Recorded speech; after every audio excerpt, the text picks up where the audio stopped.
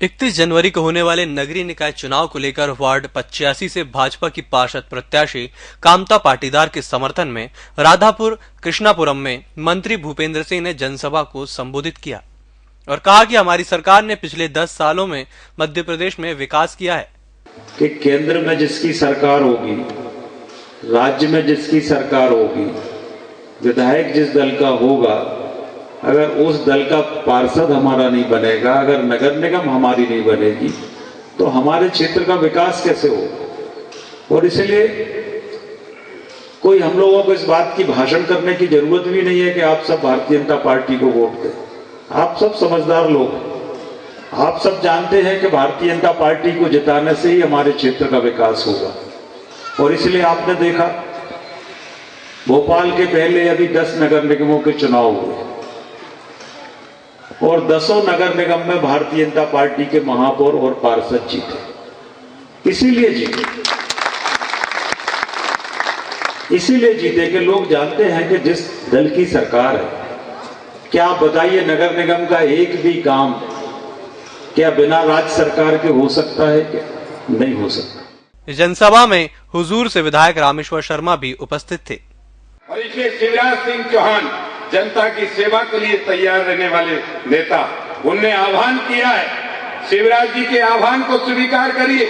माता बहनों, इतना सरल, इतना सहज मध्य प्रदेश की राजनीति में आज दिनांक तक मुख्यमंत्री नहीं आए। और इसलिए जो भी उम्मीदवार है, ये वोट आप किसी और को नहीं दे रहे, ये वोट आप शिवराज सिंह चौहान साहब को दे रहे हैं, ये वोट आप नरेंद्र मोदी जी को दे रहे हैं और ये वोट आप कमल को दे रहे हैं। क्योंकि जब आप नरेंद्र मोदी जी को वोट कैसे देंगे बताओ? 2013 में मध्य प्रदेश की धरती से कांग्रेस को मुक्त किया कि नहीं किया? कांग्रेस मुक्त हुई कि नहीं? 2014 में पूरा देश कांग्रेस मुक्त हुआ कि नहीं हुआ?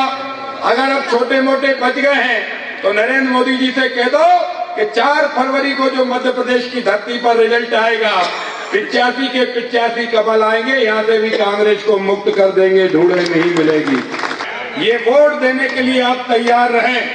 एक एक आदमी को बताइए, कामता पाटीदार चुनाव नहीं लड़ रहे, आलोक शर्मा चुनाव नहीं लड़ रहे, चुनाव हम सब मिलकर लड़ रहे हैं। आपको वचन देता हूं कि आपके बीच में अगर मुझे आशीर्वाद मिलेगा तो मैं निश्चित रूप से पूरी ताकत के साथ आपकी समस्याओं को दूर करने का प्रयास करूंगा। इसी आशा अपेक्षा के साथ कि 31 तारीख को ईवीएम मशीन में आप 2 बटन दबाएं, एक से पार्षद चुने और दूसरे से महापौर चुने। चुनेंगे कि नहीं चुनेंगे? हाथ ऊंचा उठाए, एक बार देंगे आशीर्वाद कामता पाटीदार को?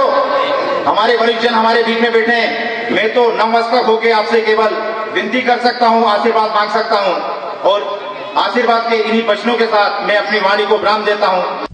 EMS टीवी के लिए डैनी खान के साथ राम पवार की रिपोर्ट।